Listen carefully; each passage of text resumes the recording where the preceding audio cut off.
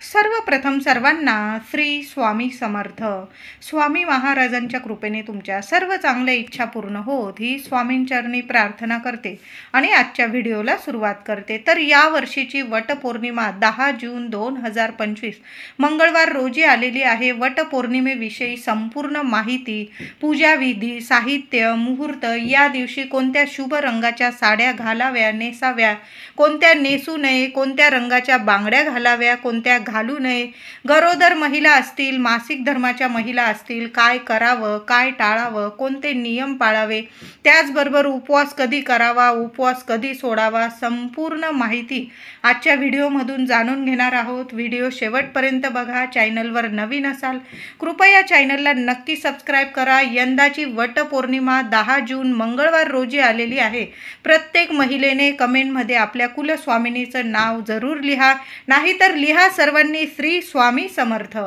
वटपौर्णिमा का साजरी करतात? तर सावित्रीने आपल्या पतीचे प्राण परत मिळवण्याकरता यमराजाला भक्तीने संतुष्ट केले व आपल्या पतीचे प्राण परत मिळवले.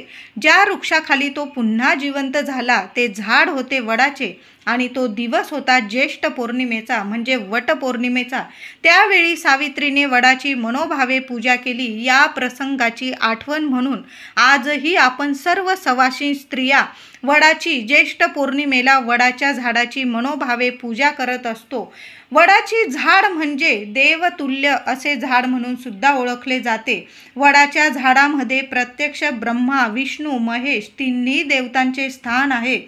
जेव्हा आपण वटपौर्णिमेला वडाच्या झाडाची पूजा करतो तेव्हा आपल्याला त्रिदेवांचे पूजन केल्याचे पुण्य फळ, सुख, सौभाग्य प्राप्त होते. ब्रह्मा, विष्णू, महेश तिन्ही देवता आपल्याला भरभरून आशीर्वाद देतात. म्हणून प्रत्येक सवाशीण स्त्रीने वडाच्या झाडाची ज्येष्ठ पौर्णिमेला मनोभावे पूजा करावी. तसेच या वर्षीची वटपौर्णिमा 10 जून 2025 मंगळवार रोजी आलेली आहे. पौर्णिमा ज्येष्ठ पौर्णिमा प्रारंभ होणार आहे 10 जून मंगळवार रोजी सकाळी 11:35 ही पौर्णिमा तिथी प्रारंभ होणार आहे आणि दुसऱ्या दिवशी 11 जून दुपारी 1:13 ही पौर्णिमा तिथी संपणार आहे. आता बऱ्याच महिलांना प्रश्न पडलेला असेल की वटपौर्णिमा 10 तारखेला साजरी करावी की 11 तारखेला. तर वटपौर्णिमा या वर्षीची वटपौर्णिमा 10 जून 2025 मंगळवार रोजी साजरी आपण करणार आहोत. पण काही कारणास्तव माझ्या काही मैत्रिणींना 4 दिवस वगैरे असेल, काही मोठ्या कारणामुळे जर तुमची 10 तारखेला पूजा वगैरे करणं राहून गेलं, वडाच्या झाडाची पूजा करणं राहून गेलं तुमच्याकडून, तर मग तुम्ही दुसऱ्या दिवशी 11 जून 2025 बुधवार रोजी दुपारी 1:15 सुद्धा तुम्ही वडाच्या झाडाची पूजा करू शकतात. काही कारणास्तव तुमची पूजा राहून गेलं, काही महिलांना 4 दिवस वगैरे असतील आणि 5व्या दिवशी 11 तारखेला तुम्ही डोकं वगैरे धुवून पूजा केली तर मग तुम्ही करू शकता. काही कारण असेल तरच मग तुम्ही 11 तारखेला पूजा करायची आहे. नाहीतर आपण सर्व सवाशीण स्त्रियांनी 10 जून 2025 मंगळवार रोजीच वट सावित्रीची पूजा करायची आहे, म्हणजे वडाच्या झाडाची पूजा करायची आहे. आता ज्या महिला 11 तारखेला पूजा करणार असतील त्यांनी उपवास मात्र आपण सर्वांनी 10 तारखेलाच मंगळवार रोजीच करायचा आहे. बघा, 10 जूनला मंगळवार आलेला आहे, आपल्या कुलस्वामिनीचा दिवस आहे. सर्व महिलांनी या दिवशी लवकर उठायचं आहे आणि वडाच्या झाडाची पूजा करण्या अगोदर काही महिला काय करतात, सकाळी लवकर उठतात आणि घाई करून वडाच्या झाडाची पूजा करून येत असतात. तर असं करू नका महिलांनो. सर्व काही नीट व्यवस्थित करायचं आहे आपल्याला. तर या दिवशी जर असं लवकर उठायचं आहे आणि सर्व महिलांनी आंघोळीच्या पाण्यात थोडीशी चिमूटभर हळद टाकून आंघोळ करायची आहे. माता लक्ष्मी प्रिय हळद टाकून आंघोळ करायची आहे.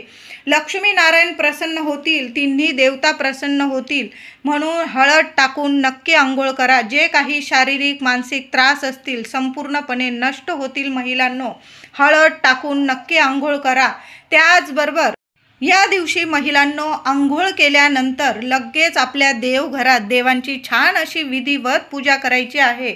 मंगळवार आलेला आहे. या वर्षीची ज्येष्ठ पौर्णिमा म्हणजेच वटपौर्णिमा मंगळवारी आलेली आहे. आपल्या कुलस्वामिनीची माता लक्ष्मीची छान अशी विधिवत पूजा करा. मूर्ती असेल, फोटो असेल पुसून घ्या. मूर्ती असेल छान पंचामृताने किंवा गाईच्या कच्च्या दुधाने अभिषेक करायचा आहे.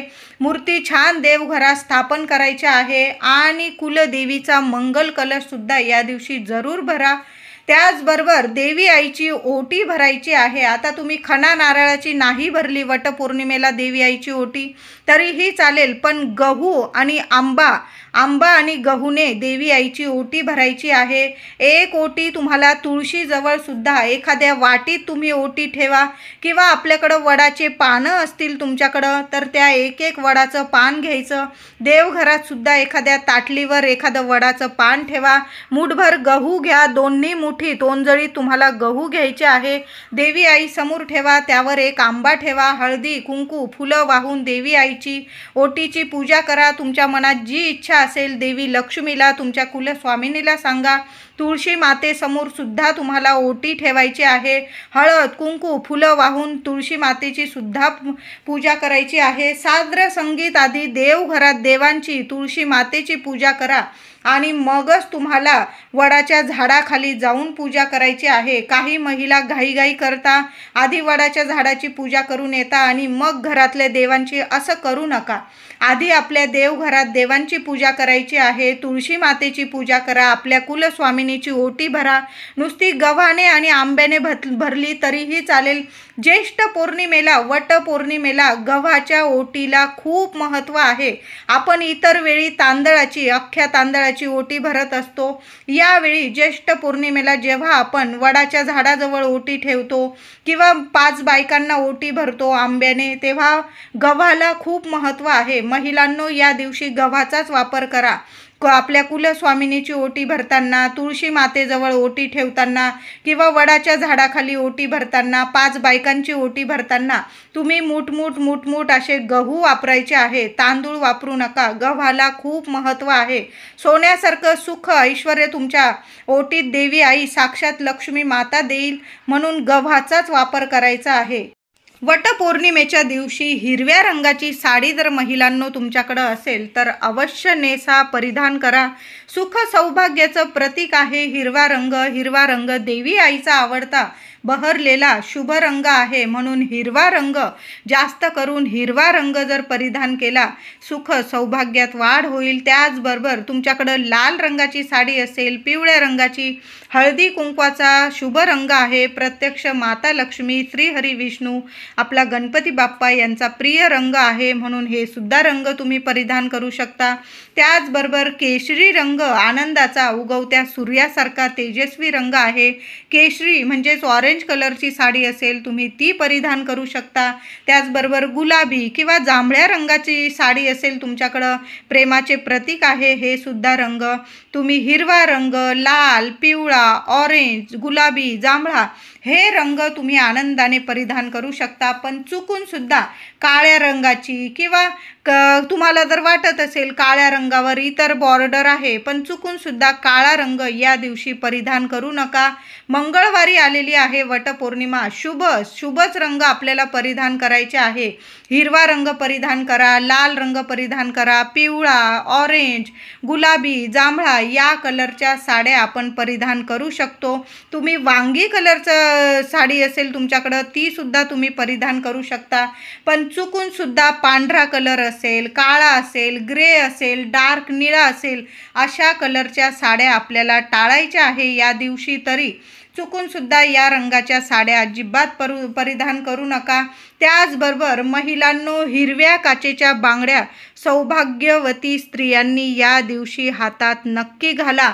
आधीच्या असतील, तुम्ही 4 दिवसात वगैरे वापरलेल्या असतील, कुठं गेलेले असतील तुम्ही सुतकात वगैरे, तर मी म्हणेल ह्या बांगड्या अशा बांगड्या काढून टाका आणि वटपौर्णिमेच्या दिवशी छान जरा कमी भरल्या, तुम्ही 6 भरल्या तरीही चालेल, तुम्हाला जास्त बांगड्या घालायची सवय नसेल, किमान पौर्णिमेची पूजा करोस्तोवर तरी तुम्ही हातात बांगड्या घालूनच या दिवशी प्रत्येक सवाशीण स्त्रीने छान अशी साडी नेसून, हातात बांगड्या घालून, मंगळसूत्र, जोडवी, छान असा साज शृंगार करूनच वडाची पूजा करायची आहे.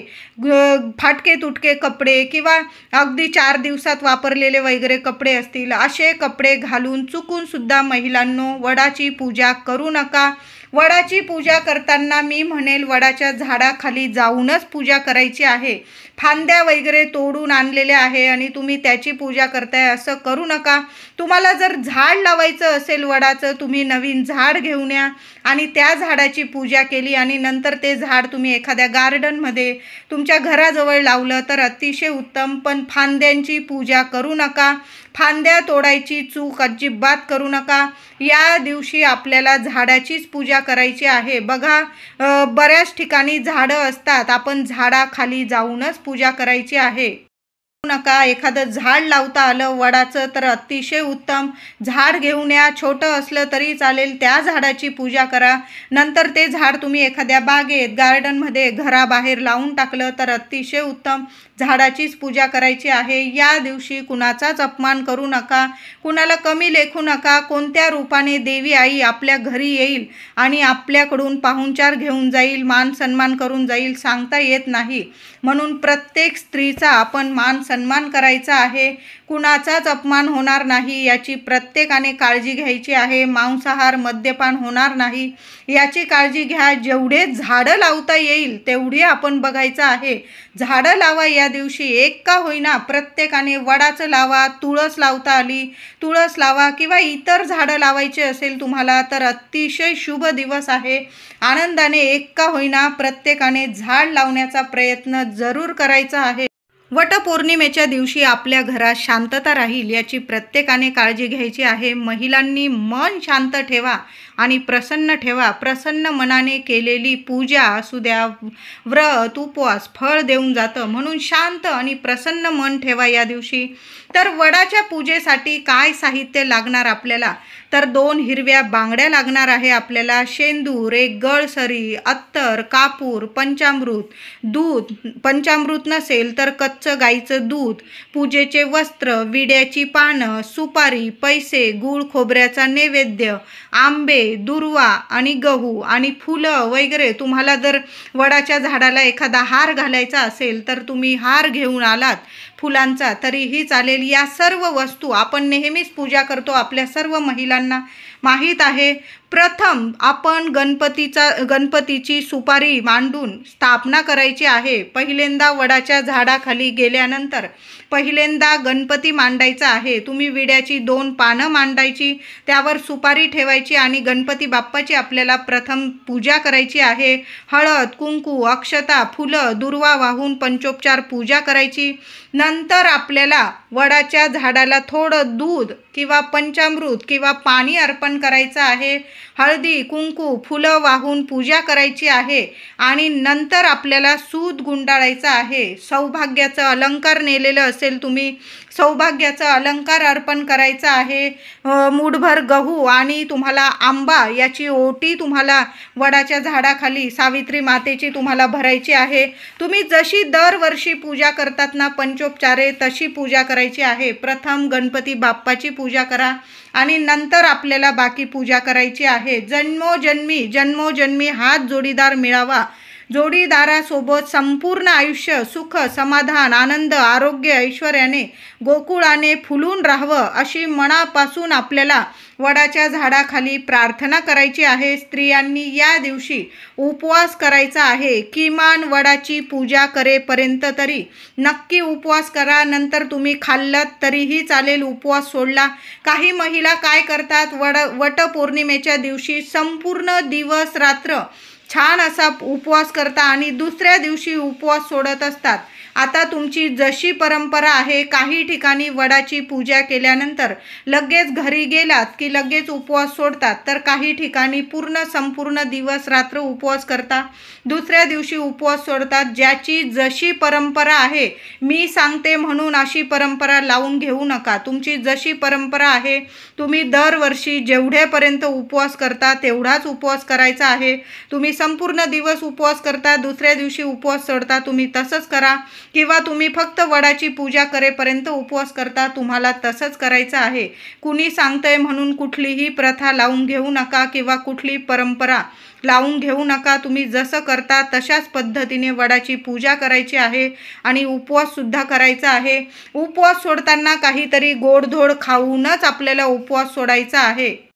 4 दिवस किंवा गरोदर स्त्रियांनी फक्त लांबून नमस्कार करून आपल्या पतीला उदंड आयुष्य, आरोग्य, सुख, शांतीसाठी प्रार्थना करायची आहे. पूजा करू नका. गरोदर महिलांनी पुढील वर्षी पूजा करायची आहे. या वर्षी पूजा करू नका. आणि गेलाच तुम्ही वडाच्या झाडाखाली, तर मग तुम्ही हळदी, कुंकू, फुलं वाहून वडाच्या झाडाखाली नमस्कार केला तरी चालेल, पण कुणाची ओटी भरू नका तुम्ही आणि कुणाकडून ओटी भरून पण घेऊ नका. तुम्हाला जर कोणी ओटी दिली तर घेऊ नका आणि कुणाला तुम्ही ओटी देऊ पण नका. ही चूक करू नका. गरोदर महिलांनी हे नियम जरूर पाळायचे आहे. किंवा तुम्ही फक्त लांबून नमस्कार केला तरीही चालेल. 4 दिवस वगैरे असेल, त्या महिलांनी आपल्या घरातच, आपल्या देवघरात लांबून नमस्कार केला, सावित्री मातेला प्रार्थना केली, तुमच्या पतीसाठी, मुलाबाळांसाठी, मुलांच्या, पतीच्या सुख ऐश्वर्यासाठी, उदंड आयुष्य, आरोग्यासाठी तरीही चालेल. लांबून नमस्कार करा. गरोदर महिलांनी उपवास करू नका. तुम्ही 2 जीवांच्या आहात. 4 दिवस असतील महिलांना, तुम्ही उपवास करायचा आहे. पूजा मात्र करू नका. वटपौर्णिमेच्या दिवशी भारतात संपूर्ण ठिकाणी हे वटसावित्रीचे व्रत मोठ्या मनोभावे केले जाते. पतिव्रता स्त्री कशी असावी याचा सावित्री हा आदर्श समजला जातो. या दिवशी प्रत्येक सुवासिनी स्त्रियांनी सावित्रीची मनोभावे प्रार्थना करावी व वडाच्या झाडास सूत गुंडाळून षोडशोपचारे पूजा करावी. आता सुताविषयी एक गोष्ट सांगत आहे महिलांनो. आपण सर्व स्त्रिया वडाच्या झाडाखाली वटपौर्णिमेला पूजनासाठी गेल्यावर एकीचा सूत गुंडी दुसरीला देऊ नका. ही चूक अजिबात करू नका. मी काही ठिकाणी बघितलंय, 7 फेरे मारून घेतात, सूत तोडून घेतात आणि दुसरीला देऊन देतात. अशी चूक अजिबात करू नका. वडाला 7 फेरे मारताना 7 वेळा धागा गुंडाळून उरलेला धागा, सूत गुंडी तिथेच खोचून द्या. ती तोडण्याची, कापायची चूक करू नका. वडाची पूजा करताना बरोबर स्वतःचा धागा घेऊनच झाडाखाली जा. आधी आपलं पूजेचं ताट तयार करायचं.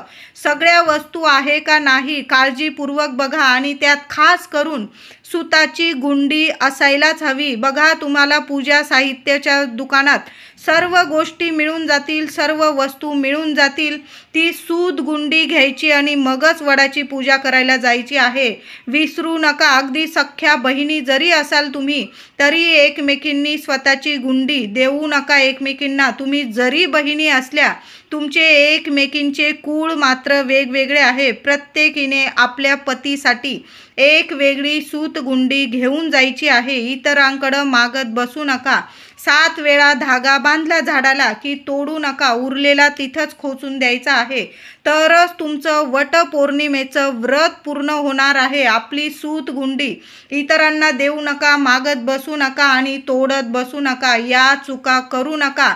या चुका करतो आणि मग काही ना काही अडीअडचणी पतिदेवांना भोगाव्या लागतात. मग कामात त्यांना काही अडीअडचणी आल्या, काहीतरी दुर्घटना वगैरे घडली की आपण म्हणतो मी एवढं व्रत केलं, एवढी देवपूजा केली, मग असं का झालं. तर या छोट्या मोठ्या चुका होतात आणि त्याचं मात्र आपल्या संपूर्ण कुटुंबाला काही ना काही विघ्न आपल्याला भोगावं लागतं. म्हणून अशा चुका अजिबात करू नका. प्रत्येकीने प्रत्येकीची सूतगुंडी वेगळी घेऊन जायची आणि ती तिथंच खोचून द्यायची आहे. तोडू नका, घरी आणू नका. पुढील वर्षी कामात येईल असं बघू नका. 10 रुपयाला सूतगुंडी 5-10 रुपयाला मिळून जाईल. आपण आपले बरेच असे खर्च करतो. पतिदेवांसाठी आपण एवढा खर्च करू शकतो. वडाच्या झाडाची पूजा केल्यानंतर तिथं जर महिला असतील तर त्यांची छान अशी ओटी भरा. गहू आणि आंब्याने भरली तरीही चालेल. काही ठिकाणी फणस वगैरे बऱ्याचशा अशा वस्तू देऊन सुद्धा ओटी भरली जाते. 5-5 काळे मणी धाग्यात ओवून सुद्धा दिले जातात. तुम्हाला जर कोणी दिले तर ते टाकून देऊ नका. तुमच्या मंगळसूत्राला तुम्ही बांधून द्यायचे आहे. जोवर ते नीट आहे तोवर त्या मंगळसूत्रालाच राहू द्या. टाकून देण्याची चूक करू नका. काही ठिकाणी 5 बायकांना सुद्धा 5 ठिकाणी सुतात 5-5 काळे मणी देण्याची प्रथा आहे. तुम्ही जशा पद्धतीने ओटी भरता तशा पद्धतीने ओटी भरायची आहे. आता काही वेळा जर महिलाच मिळाल्या नाही तर मग तुम्ही देवघरात आपल्या कुलदेवीची ओटी भरा, माता लक्ष्मीची ओटी भरा, त्याचबरोबर आपल्या तुळशी मातेची ओटी भरा. साक्षात लक्ष्मी माता आहे.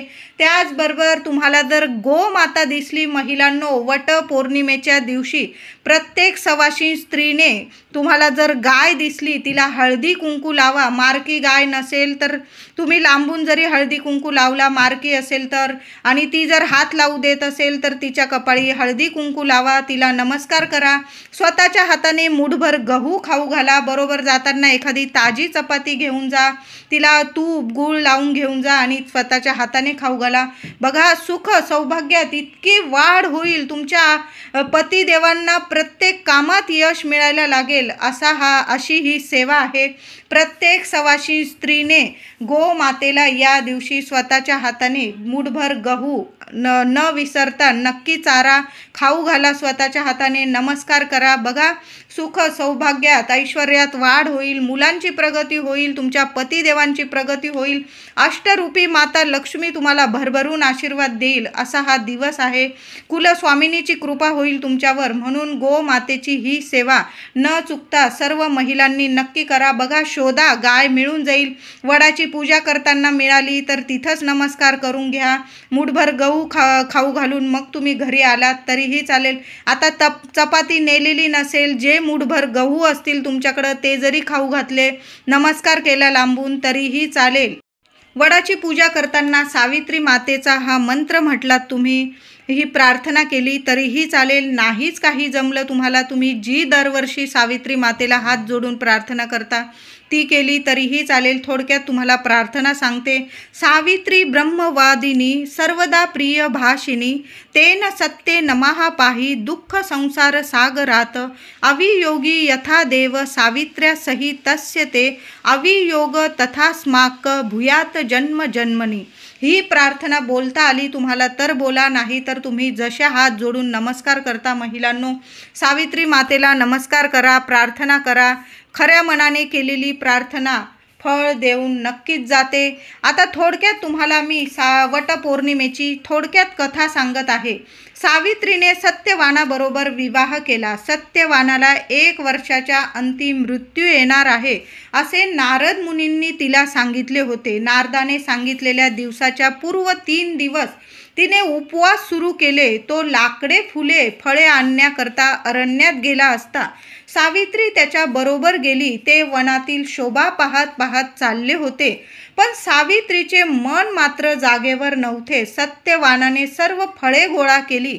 वाळलेली लाकडे तोडण्यासाठी तो झाडावर चढला. नंतर त्याला चक्कर यायला लागली व तो घाबरला. डोळ्यापुढे त्याला अंधार वाढू लागला. सावित्री पतीला म्हणाली, नाथ, आपण थोडा वेळ विश्रांती घ्या, म्हणजे आपणास बरे वाटेल. सत्यवान सावित्रीच्या मांडीवर डोके ठेवून झोपला.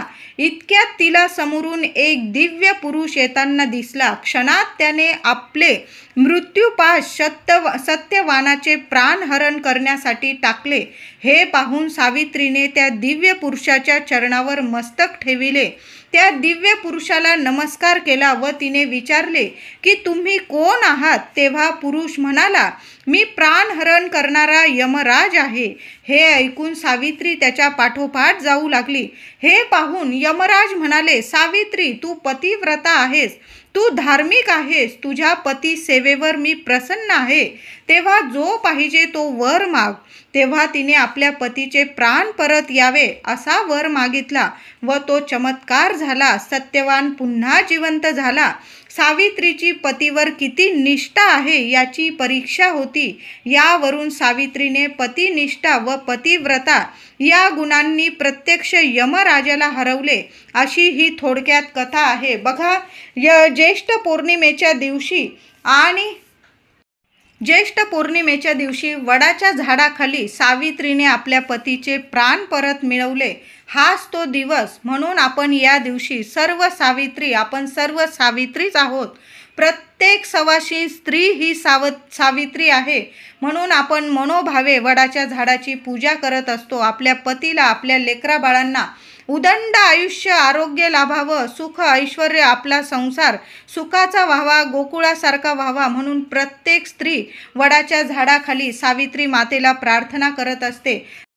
वटपौर्णिमेच्या दिवशी कोणत्या शुभ मुहूर्तावर वडाच्या झाडाची पूजा करावी? बऱ्याच महिलांना असा प्रश्न पडतो. तर 10 जून 2025 मंगळवार रोजी ज्येष्ठ पौर्णिमा म्हणजे वटपौर्णिमा सकाळी 11:35 प्रारंभ होणार आहे. तर आपण सकाळी 11:35 ते संध्याकाळी 5:30 वाजेपर्यंत वडाच्या झाडाची पूजा करू शकतो. अगदी 6 वाजेपर्यंत केली तुम्ही तरीही चालेल. फक्त तुम्ही जर राहू काळ मानत असाल तर दुपारी 3 ते 4 हा 1 तासाचा राहू काळ असणार आहे. या काळात, या वेळात वडाच्या झाडाची चुकून सुद्धा पूजा करू नका. तुम्ही जर राहू काळ मानत असाल तर म्हणते. तुम्ही जर राहू काळ वगैरे मानत नाही तर मग तुम्ही 11:30 वाजेपासून संध्याकाळी 6 वाजेपर्यंत, 5:30 ते 6 वाजेपर्यंत वडाच्या झाडाची पूजा करू शकता. ऐन संध्याकाळी दिवे लागण्याला कुठल्याच झाडाला हात लावू नका आणि पूजन करू नका. म्हणून 5:30 ते 6 वाजेच्या आतच आपल्याला वटपौर्णिमेच्या दिवशी वडाच्या झाडाची पूजा करायची आहे. आता काही महिलांना दुसऱ्या दिवशी पूजा करायची असेल तर मग 11 जून रोजी दुपारी 1:15 तुम्ही वडाच्या झाडाची पूजा करू शकता. 11 तारखेला पण उदय तिथीनुसार ज्येष्ठ पौर्णिमा असणार आहे. तशी तर उदय तिथीनुसार जी तिथी सूर्योदय बघत असते ती तिथी संपूर्ण दिवस मानली जाते. तरी पण आपण तिथीनुसार दुपारी 1:15 ही पौर्णिमा तिथी असणार आहे. म्हणून तुम्ही 11 तारखेला पण पूजा करू शकता दुपारी 1:15 आणि 10 तारखेला तर संपूर्ण दिवस म्हणजे सकाळी 11:35 संध्याकाळी 6 वाजेपर्यंत या शुभ मुहूर्तावर आपण वडाच्या झाडाची पूजा करायची आहे. फक्त दुपारी 3 ते 4 हा राहूचा काळ सोडून द्यायचा आणि मग बाकी संपूर्ण दिवसच हा वडाच्या झाडाची पूजा करण्यासाठी शुभच आहे. व्हिडिओ आवडला असेल तुम्हाला तर लाईक करा, शेअर करा, चॅनलला कृपया सबस्क्राईब करा. धन्यवाद.